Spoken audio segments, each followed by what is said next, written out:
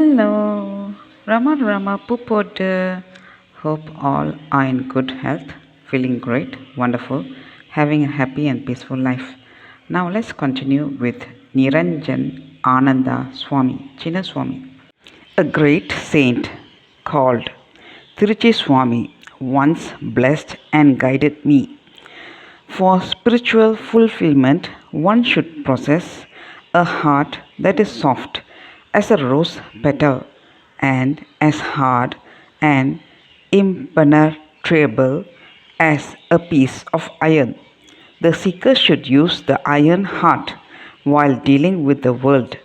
Worldly activities should be performed with non attachment and with the clear determination that any work one undertakes, either on a daily or long term basis, should be completed irrespective of any problem that may arise.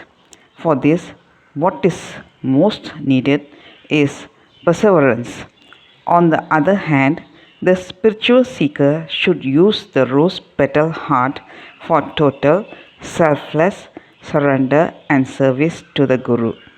In addition, such a seeker should melt with devotion to attain the truth and also help others to grasp the essence of the Master's teaching. Patience is most needed for this, he added. Keep both sides of the coin within you, perseverance and patience. Niranjaanandaswamy's total dedication and devotion to Bhagavan was the expression of this rose petal heart, while the boldness with which he bore the burden of managing the ashram despite all problems and opposition showed his iron heart. In the Hindu scriptures, whenever God came to earth as an avatar like Rama or Krishna, he came with his brothers. In Rama and Krishna's case, it was Lakshmana and Balarama respectively.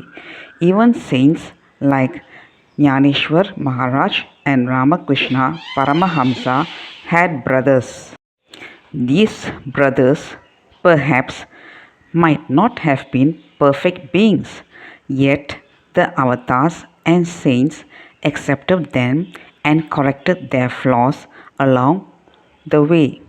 Their brothers were important in their mission of spreading virtue and goodness in the world, and therefore played an important role in the divine drama. Likewise, Bhagavan kept his brother Niranjananandaswamy unconditionally by his side. It is important that when we look at the brothers of great saints, we see them with an unbiased mind. This is because while they might have committed mistakes, they were significant in the larger divine plan. Bhagavan had two brothers and one sister, an elder brother, Nagaswamy, a younger brother, Nagasundaram, and a younger sister, Alamelu. When their father, Sundaram Iyer, passed away, the family was split up.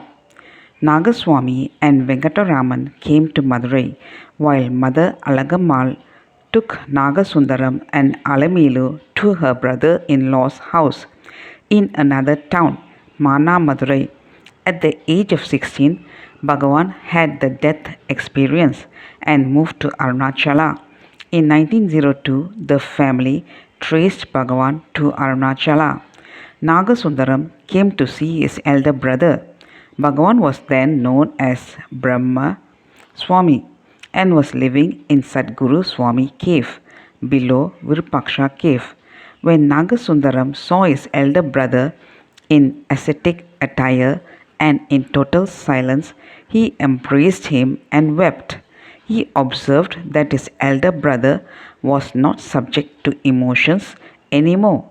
Bhagavan remained in silence, and Nagasundaram felt that he should stay with him and help. But Bhagavan knew that Nagasundaram had many worldly commitments, and so, even though he offered to stay, Bhagavan did not reply. a disappointed Nagasundaram came back home. We do not have too many details about Nagasundaram's boyhood or later years. We know that he got married and got a job as a clerk. Then a series of unfortunate incidents started taking place in his life. His eldest brother Nagaswamy died suddenly when he was only 20 years old. Within a short span, their ancestral property was auctioned off and they lost everything. Nagasundaram also lost his wife, suddenly leaving behind a little boy. My father, T.N. Venkataraman. Nagasundaram's only source of comfort was his mother, Alagamal, but she too had gone away to Arunachala to stay with Bhagavan. These incidents shocked him and drove him to a state of surrender, submission, and service. He gave up whatever he had left, including his son, who he left with his sister. At that time, like an oasis of hope, his mother sent word for him to come and live with her and Bhagavan. Thus, he left for Arunachala and Bhagavan accepted him, perhaps due to his mother's influence. Mother Alagamal told her ascetic son, "My third son, Nagasundaram, is not very intelligent. He is a little rough and tough, and it is very hard for him to live in the world. You have to take care of him." Bhagavan obeyed her and only later revealed the purpose of supporting his brother all through. T.P. Ramachandra Iyer told me that once there was an altercation in the management and Niranjaanandasuamy was involved in it. That day, while going up the hill, Bhagavan repeatedly muttered under his breath, "What can I do? I have given my word." Ramachandra Iyer could not understand and asked, "Bhagavan, what are you saying?"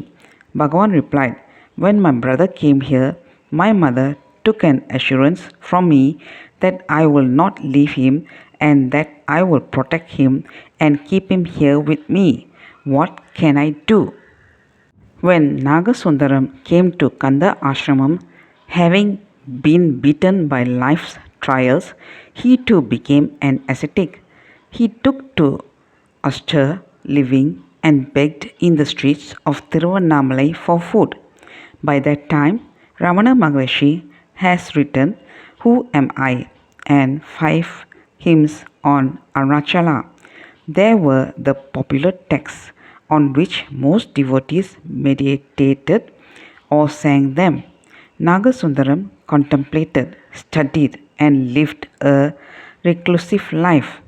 Kavyakanda Ganapati Muni had already named and glorified Brahmana Swami as Bhagavan Sri Ramana Maharshi. When he met Nagasundaram, he could see that Bhagavan was paying attention to him. He too, therefore, wanted to assist in saving him. "Why don't you take the traditional step of taking sannyas and donning the ochre robe?" he suggested. Nayana also gave Nagasundaram the name Niranjaanandasuamy, meaning an immaculate person.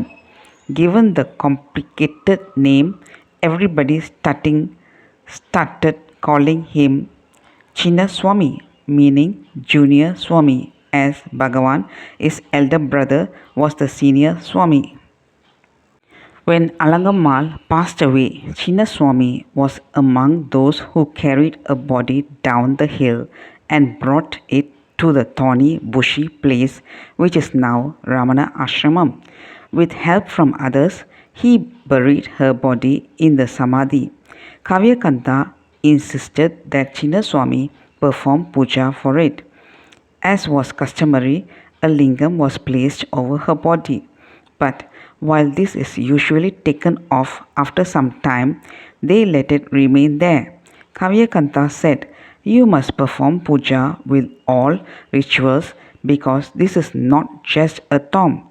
It is a temple since Bhagavan has liberated your mother and she is no more an ordinary person. She is God. Kavyakanta named the temple Matrubeshwarar, meaning God in the form of the mother. In this way, Chinnaswamy was influenced to stay there and do puja every day while Bhagavan stayed in the Kanda ashramam. One day, Chinnaswamy sent word to Bhagavan that he was going to make dosas. The next day, it was considered a delicacy and he said he would bring it to Kanda ashramam. Early the next morning, Chinnaswamy heard a sweet voice asking, "Is there any food for an Aditi?" Aditi means a wayfarer or a guest. It was none other than Bhagavan, identifying himself as a guest. The mother's shrine was the nucleus for the present Ramana ashramam, and Bhagavan stayed there, never as the owner, but as a guest until his last day. It was always someone else who managed the ashramam. In 1929, after Sheshastri Swami passed away, some lawyers told Bhagavan that there were a lot of litigations that had to be managed. They advised that someone should be officially appointed as the sole manager of Ramana Ashramam. Everyone wanted Nayana to don this mantle. But Bhagavan turned to Nayana and said, "It seems Pichai, Chinnaswamy's childhood pet name, wants to do this. Let him become the manager and take the burden on himself." Many devotees thought Nayana would have been an ideal manager, as he himself was a spiritual giant. But time proved Bhagavan's perfect selection. Niranjaanandasuamy, being a person without any spiritual opinion, showed his strong will in the ashram's management. But he was an unobtrusive prism for Bhagavan's teachings. Kavyakanta told all his devotees, "It is Bhagavan's injunction and we should support it." From that day on, Nayana's disciples always supported Chinnaswamy on his role as manager. In 1930, Bhagavan was asked to execute a will which stated that the family of Niranjaanandasuamy would manage the material aspects of the ashram and that it would not have any spiritual successor to Bhagavan. Chinnaswamy was very austere, disciplined and strict. It is this strictness which earned him a bad name. However, he never cared about that. He was so austere that he never spent a single penny from the ashram funds for his personal use. He had two friends, devotees of Bhagavan of course, who provided for his little needs like tooth powder, hair oil, betel leaves, betel nut and an umbrella. At that time, he was the sole manager, the Sarva Adhikari, managing all the funds with no board or trust to verify the accounts. Yet, he never compromised on his honesty. The old devotees said he was so austere that when his clothes tore, he mended them himself and wore them again. He could have bought new clothes, but he would wait for months until some wealthy man came and distributed clothes to the residents of the ashram. Even then, he would take only one cloth for his personal use. Long before anyone was employed, he was the sole cook at the ashramam and attended to all the ashramam needs. There are all facts reported by those who had earlier complained against him. Once, Jackie, Bhagavan's favorite dog, was gravely injured while fighting a pig. Its intestines were exposed and it lay to immense pain. It was Chinnaswamy who carried Jackie in a basket on his head to the veterinary hospital and had it attended to. Jackie recovered and lived many more years. By 1938, Chinnaswamy needed assistance in the ashramam, so he sent word to his son, my father, and the whole family to join him. I was 2 years old when my father brought me to Ramana Ashramam. Chinnaswamy was just as strict with his son. He never favored him. So much so, my father was always disappointed and disgruntled with him. When gifts like cycles were given to the ashram, my father would ask for one, only to be refused by Chinnaswamy.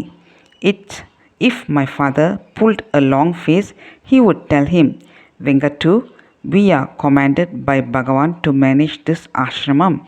We are his slaves and have to do this generation after generation, but we do not have any special rights over this place. We should dedicate ourselves to do service with the attitude of a dog guarding a haystack. The dog will not eat the hay, and it will not allow the stray cattle to eat the hay either. My father, T. N. Venkataraman, followed this instruction meticulously, and so did my two brothers and I. The third generation now manages the ashramam, and it is Chinnaswamy's blessings that generation after generation looks after the ashramam, not like dictators or sole managers, but like dogs guarding a haystack. Chinnaswamy rubbed many people the wrong way with his blunt manner, but as many devotees say, those stories must be looked at impartially. It is important that we see both sides of the story. Chinnaswamy's problem was a practical one. If all the residents preferred to sit with Bhagavan in the hall, how could the daily routine activities of the ashramam, cooking, gardening, managing the store, letter correspondence, receiving visitors, cash transactions, printing of books, and general upkeep of safety measures to protect the property, buildings, and residents be carried out? So he stipulated the strict condition that one should assist the ashram management in some form if one wanted to stay inside the ashramam. People who refused to comply with this condition were asked to leave the ashramam. It is to be noted that those who were hurt by Chinnaswamy's disciplinary action spoke only about his harsh treatment but not about this reasonable stipulation put by him. Muruganar, Ramaswamy Pillai Chadwick, Vishwanatha Annamalai Swami, Kunjaswamy, Devaraja Mudaliyar, Suri Nagama, and Munagala Venkataramaya were a few of the old devotees in the long list of Chinnaswamy's victims. When I refer to this unpleasant manner, they unanimously agreed Chinnaswamy's harshness did affect us, and at that moment we were obviously hurt. There is no doubt about it. However, in the later years, we understood that unless he had treated us like that, we would have continued to be immersed in management activities and would not have pursued our spiritual practices. In hindsight, we could see that even Chinnaswamy's harshness was only Bhagavan's grace. Muruganar said, Chinnaswamy repeatedly slighted me and even refused me food at the ashramam. I had to go out on the streets and beg for food. The reason for Chinnaswamy's refusal was that he wanted me to continue performing puja in the mother's shrine and also assist him with the correspondence in the office. I did not do that, so I had to leave. But Ganesan, I assure you, my going away gave me two special boons, spiritual boons. I tell you honestly, but for Chinnaswamy's harshness, I might have still been doing puja in Ramana Ashramam and assisting in writing letters. What are those two boons? I asked him. I could get the proximity and presence of Bhagavan any time, day or night. Had I been committed to management work, I could not have had that. The second boon was that I was so ecstatic that I only wanted to write poems. I wrote nearly 40,000 verses on Bhagavan and Bhagavan's teachings. These were written in silence and seclusion with external activity. This could not have happened. Chinnaswamy was a vital instrument in my gaining these two boons. Okay, folks, continue in the next chapter. Thank you. Bye bye. Rama Rama Pupoda.